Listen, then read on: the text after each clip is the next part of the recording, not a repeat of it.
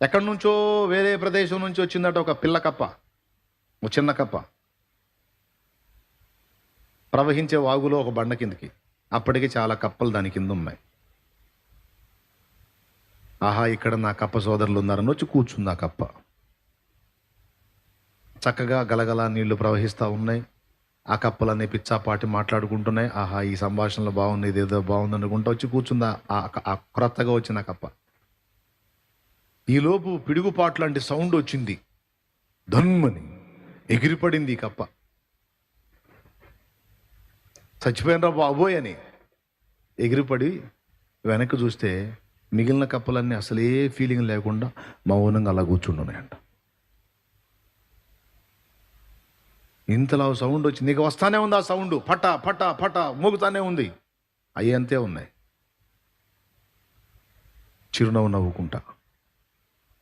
అప్పుడు ఈ క్రొత్తగా వచ్చిన కప్ప అందట,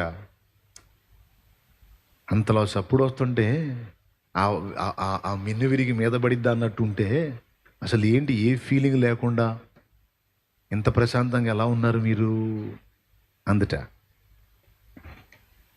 అప్పుడు ఆ ఉన్న కప్పలు అన్నాయట, నీకు తెలియదు ఆ శబ్దం, నువ్వు కొత్త కాబట్టి అదురుపోయావు.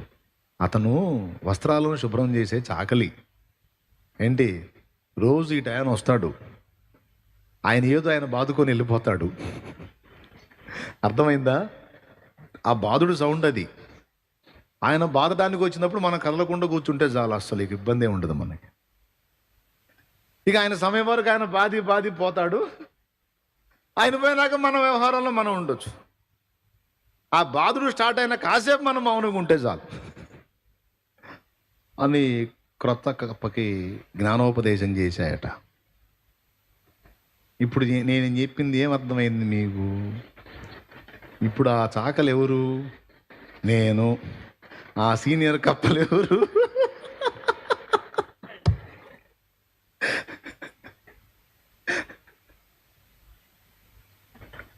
మీరు.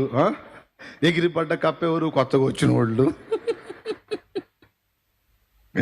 దేవునికి స్తోత్రం కలుగును గాక. అదే అంతేనా పిల్లారా? అంతే తీసుకుంటారా నా ఉపదేశం? నీకు దండం పెడతానమ్మా, ఎన్నో కష్టాలు పడి వస్తున్నాను నేను. అట్లా తీసుకోవాకండి, సీరియస్గా తీసుకోండి.